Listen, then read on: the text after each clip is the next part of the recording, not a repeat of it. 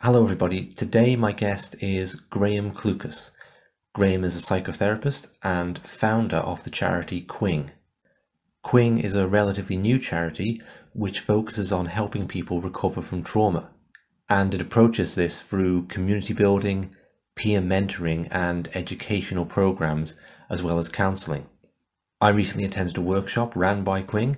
I thought it was excellent, and I was intrigued by this model which seeks to keep it in the community, if you like, as opposed to state-provided services. It appealed to the more anarchic tendencies within me. I was also intrigued by the way such a model could be scaled and the wider effects that could have. So that's what I asked Graham about today, but I started out by asking him about his own path, his own traumas, and what had led him to setting up the charity, and that's where we jump in. As a human being, things happen in life. Some of those things make us more resilient, more whole, more rounded, and some of those things make us fractured. And things happen in childhood, things happen in adolescence. And for me, those things fractured who I was. There was big holes in my perception of who I am. And I became quite polarized as a person. There was two very distinct sides within me. And then that caused me a lot of pain, psychological, spiritual, whatever you want to call it. And then I learned to numb it. First with booze, then with drugs. And I became more and more and more numb. And then I was numb in real life as well. So as in my usual life, I became extremely numb. Therefore, I wanted to become more activated. So I was high or I was low, and there was no middle bit. So I was seesawing all the time. And I was using substances, I was using experiences, and I was either completely numb or completely activated, and there was nothing in the middle. And my journey through the criminal justice system, journey through addiction services, my journey through mental health, I've done all those journeys. And then in 2005, I woke up one day and I just thought to myself, this is not working. I am going to find my own way out. There has to be more. There has to be a way of healing from where I am at the moment. Had you had optimism when you got involved with mental health services or anything else that, okay, I'm going to make progress now? Did you then meet a disillusionment? So I'll answer you a question back. Mm-hmm. Okay, what is your perception of a psychiatrist? Are they there to heal you, or are they there to do something else? I would like to think it was mixed, but when you say psychiatrist particularly, I'm thinking more bandaging over with medication. Manage your risk. Right. Manage the harm that you inflict on yourself or on others. Same with the prison service. Same with most traditional drug and alcohol teams. It's all about managing risk and managing harm. Okay, so that is the medical model, that is behaviorism, and it flows through everything we do because it's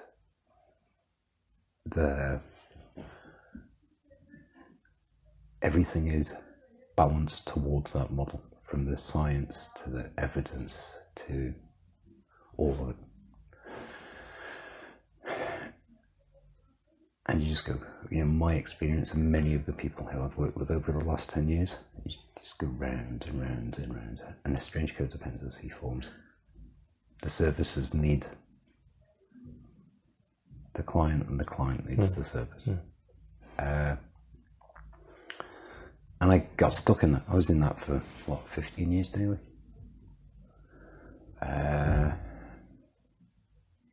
And then I decided actually I'd go my own path. And I started to journey, and I explored so many places. For the first,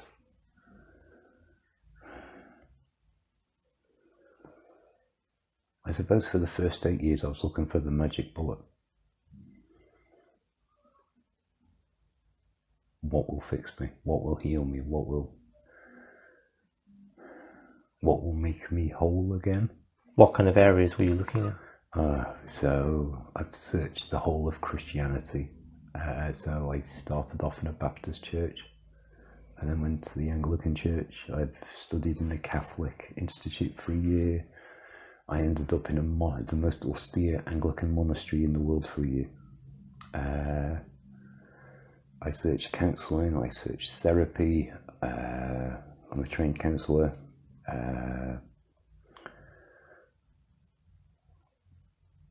I searched spirituality, and there's no magic bullet.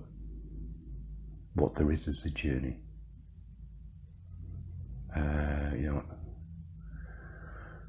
I searched Tai Chi. I've done Tai Chi. I've done yoga. I've done Chinese medicine. I searched, and I'm pretty bloody minded. And if I set on a course, I will get to the end of there, and I will train if I feel it's useful. And then one day I woke up and thought to myself, actually, there is no magic bullet, so there's no point in looking for it. What's important is the next step. And whether that's a stride of a yard or whether that's a shuffle of an inch, that's what you need to concentrate on. That's where you need to be. And I look in the mirror. I don't shave it. I trim. So maybe once a week I trim my beard, and I look in the mirror, and I remember what I looked like back in 2005. And I was pretty messed up. I was extremely skinny. My hair was falling out. My teeth was falling out. My skin was coming off in flakes that size. And I look at myself, and the first thing I think is, shit, I'm still alive.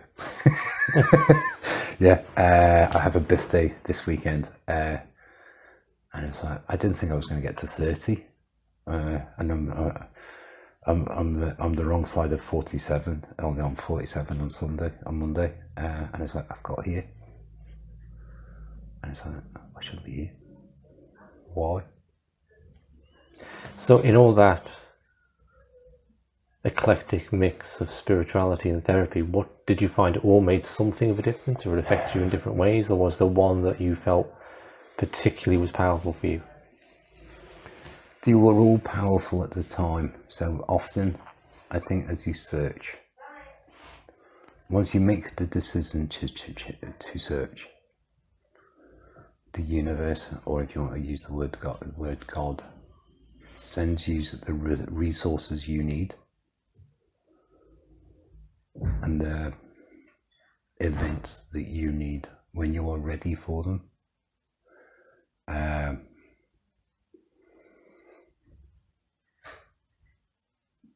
And the things that profoundly affected me at that moment in time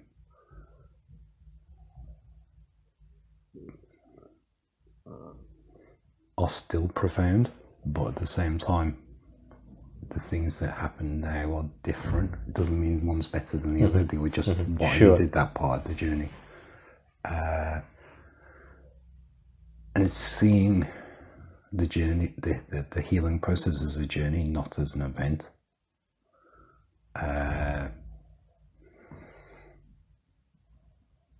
It's the experience that heals you, not the belief structure.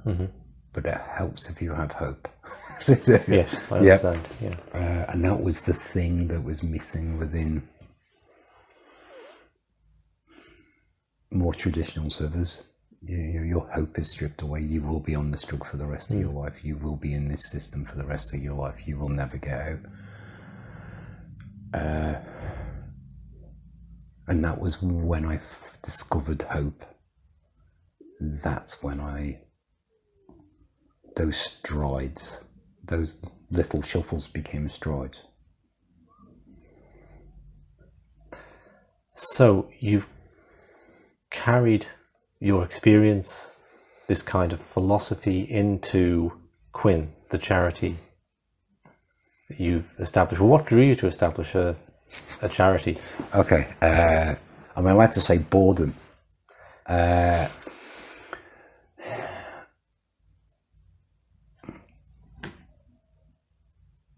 know people complain about being bored.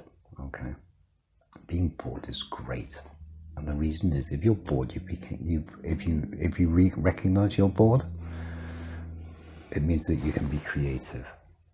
And Quing is my response to being bored on one level. I don't know if that's a bizarre way of putting it. The other, I suppose, is I know what it's like to be trapped in a system that doesn't really do what it says on the tin. People deserve a different path if they choose to choose it.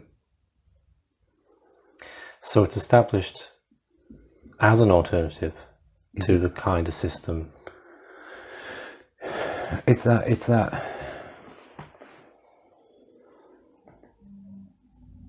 is it in an alternative? It's a different choice.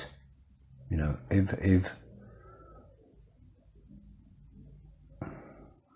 if you want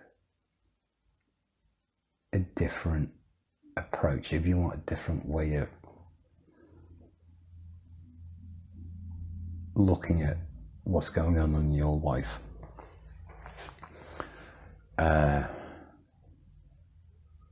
if you do want to be diagnosed, if you want to be labelled, if you want to be medicated, if you want to be seen by professionals, the medical model, the traditional services is for you.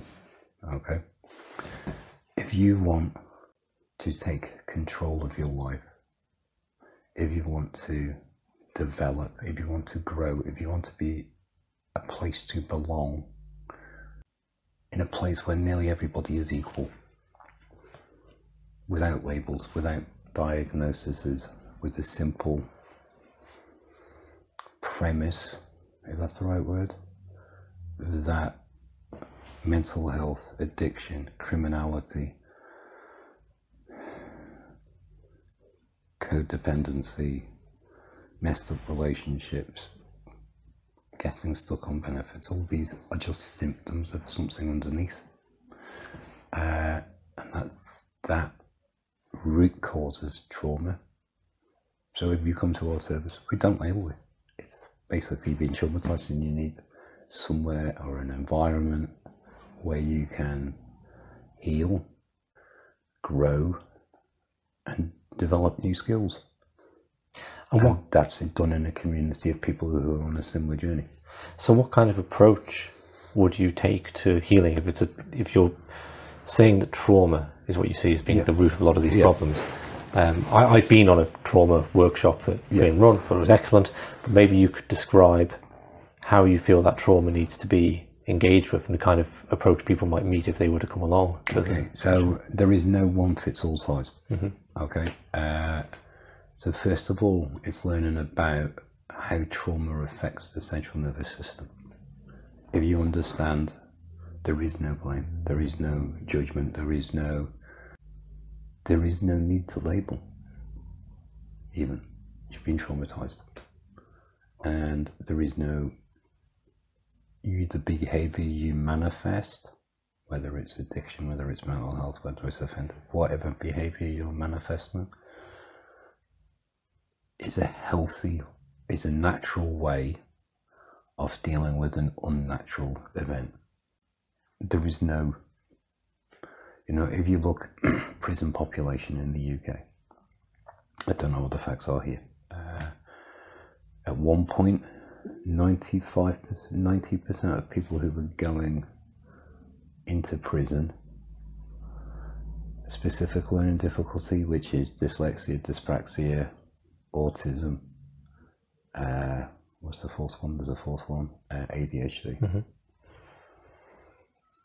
Okay.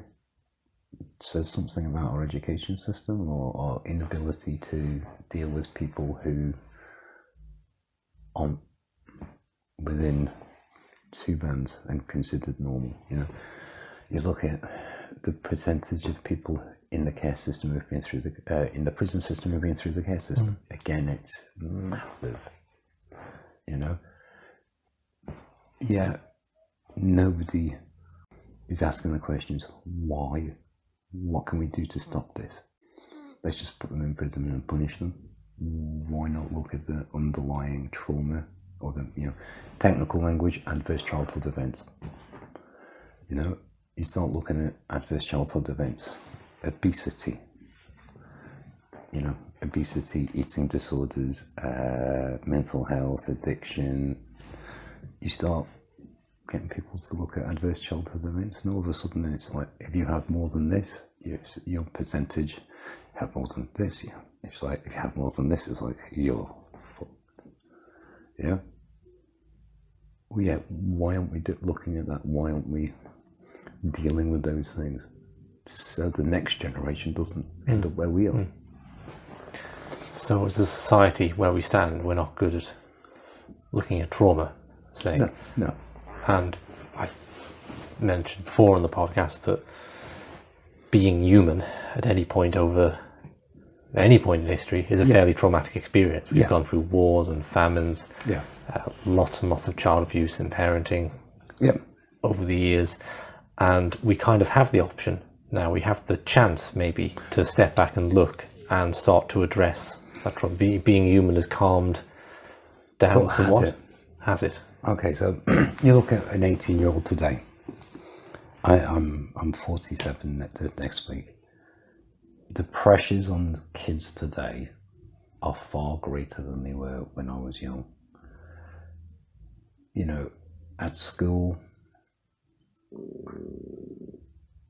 we didn't have the access to information. We didn't have the social media. We didn't have, you know, if you wanted to go to the phone, you either asked your parents or you walked to the telephone box and made a telephone call. Now everything's instant. It's an instant pizza. It's an instant text message. And those pressures of it being instant, and kids are growing up a lot quicker. They're being sexualized. They're being influenced by things that we were never influenced by, because we have so much information. That brings on its own stress. You know, as school kids are expected to perform, they're no longer allowed to be kids. And there's this constant more consumerism, materialism as well. So you will be happy when you own the latest pair of shoes, which are 200 quid, or you'll be happy when you go on holiday for 2 weeks in South America, or whatever. Actually, those things are outwards, and it's sucking us out of who we are, because we're looking outwards, where, you know, peace, contentment is found inwards. So Quinn also has this community aspect. Yeah. Right. How does that fit in with all? What does that look like? Okay, so if you've been traumatized, you have a tendency to isolate yourself, because situations around people can activate past trauma. Certain places can, so people, smells, tastes, they can all activate you, and nobody wants to go to that activated state. So you start to isolate yourself. You feel like you don't belong. You feel judged, whether that's you judging yourself or you judging other people who are judging you. So it's all very so it all becomes very a vicious circle. And to break that circle is if you get people who have all had traumatic events in their life, and you allow them to bond in a place where there is no agenda, and you form a group of people who are all journeying together, who can support each other. It becomes a peer support system, and it starts to break down the vicious circle of isolation. It develops a thing. Have you come across the term recovery capital? No, please. Okay, so recovery capital is if you want long-term change in someone's life, you build 4 things into their life. First is social capital, which is about the bonds between them and their neighbours and their friends. So people who have low social capital isolate themselves and become more and more isolated and less engaged with the world, and consume more and more services. Okay, so the community aspect of Quing builds social capital into that person's life. Okay, the next one is material capital. So that's basically what resources, physical resources you have. That can be money, that can be housing, that can be, physical objects. Which the more material capital you have, the more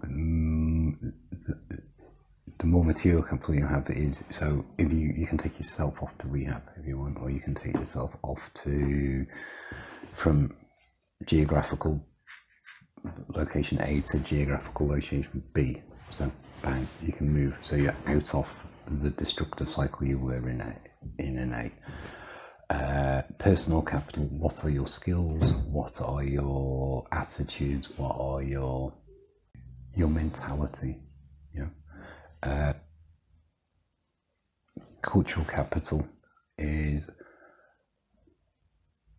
do you know the norms in the culture that you live?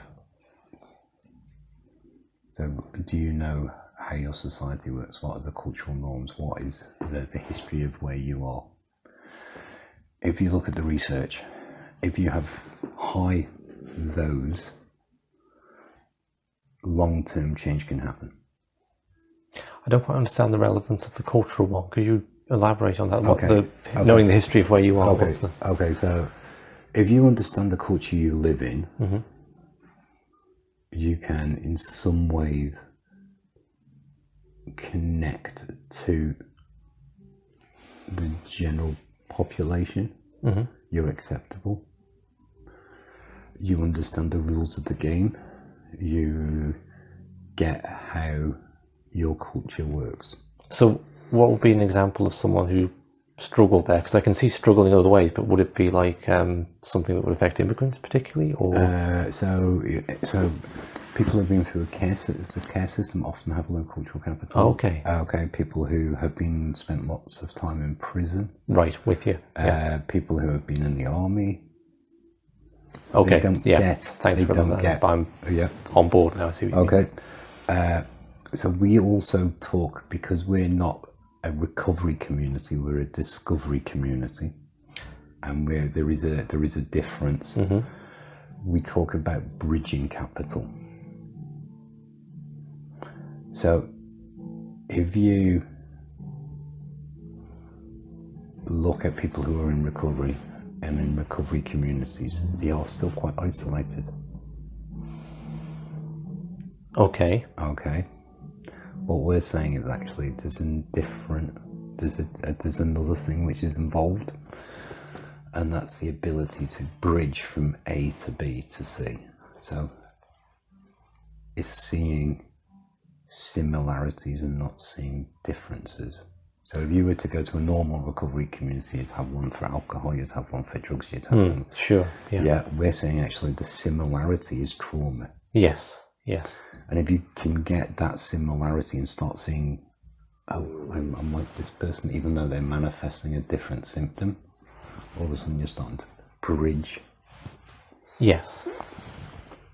So when you say isolation in recovery communities, do you mean isolation from other groups who may be experiencing similar, but so Yeah. instead of saying different, we see similarities. Okay, so in a Quing group, there's no sort of special group for this problem or that problem. The groups are defined around. So in fact, we try not to even tell people what group to go to. We tell them what's available and then let them make the choice. So it's all about people developing self-efficacy. You choose some things because of the accredited qualifications we run. We have to say you do need to do this group because otherwise you won't get your qualification. Okay, and people are becoming qualified to... Okay, that's a completely different story. So, so we have, at the moment, we have a level 1, a level 2 and level 3 in peer mentoring. So that's from off. So because we're the emergent model, there's other groups around the world who are doing similar stuff to us, and we all know each other. It's just one of those. So we're borrowing this peer mentor scheme from our friends in Portsmouth called Pushing Change. So Danny, who set Pushing Change up, has a similar background to me. They're borrowing stuff from us, we're borrowing stuff from them.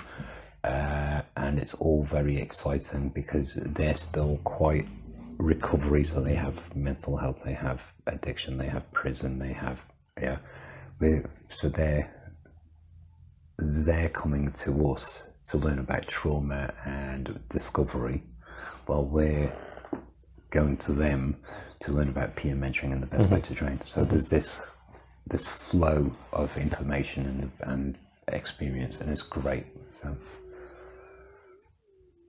Okay, so people will be they're coming for recovery or discovery, but they're learning it's kind of, that's got to be quite life enhancing and inspiring too, right? Because I think people are drawn to the concept of peer mentoring.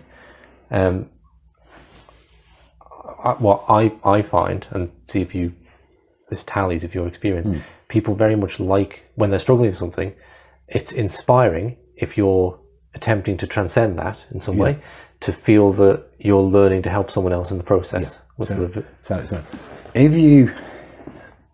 if it's all about you being healed, there's something selfish in that. Okay,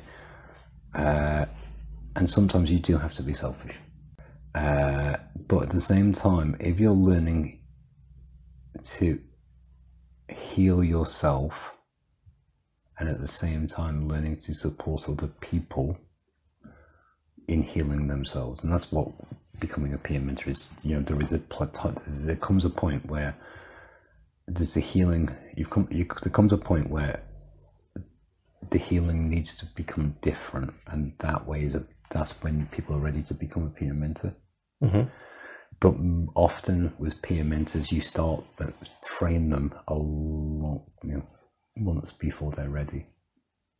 And part of training to become a peer mentor is about your own healing. It's quite complex. It makes perfect sense. Just an example from my own stuff. I found people were much more willing to engage in the kind of sessions I do when they were done as part of a study, right? Say it's part of a study, and then people feel they're helping the wider world by taking part because they're producing data that's going to help other people, and it's almost like it's an excuse, like they need to give themselves, because they wouldn't invest all that time in themselves for themselves. But if it's helping others for the greater good, then And this is the thing is, with our peer mentors, there's like 4 stages. The first stage is the induction training. So the first stage is you come to the Discovery Cafe, you start participating in a few of the groups and the lectures. There's no agenda. All it is come and see what we're doing. We have some great people who come over from the UK. We have some great people come over from Ireland, and it's all about groups. It's about finding a place to belong, discovering new friendships, developing social capital, developing. Our culture's quite special. but we explain what our culture is so people can learn our social, develop their own social capital or cultural capital. If you learn our cultural capital, you can then go and learn somewhere else because we're quite open about it. So you then, when we have our induction peer mentor course, which is a 4-day course, everybody knows it's on, and you go through it, and then there's other things become available to you, such as the accredited peer mentoring. We do communication workshops, we're doing focusing, so it's open, and then there's a pathway begins at the induction training, because the induction training gives you the skills to then progress, and in a way it shows you who you really are. There's so many, in our society we wear so many masks, we hide behind so many things. The induction training is about taking that mask off only maybe for half a second, and all of a sudden you see who you are, and it gives you a chance to journey, so you can be that person more and more often. And how have you found responses to it over the months you've been doing it? Okay, so the 4-day course, we have a form, a feedback form, life changing, can I do it again, when it's just when step 2 happening. Loads of never had any negative feedback on the 4-day course. So and what's your vision like as the months turn to the years and this and it spreads out? Where would you like to see all this going? In many ways, I want to put myself out of work. That sounds a strange way of looking at it. So, for the next, say, 5-10 years, we train peer mentors,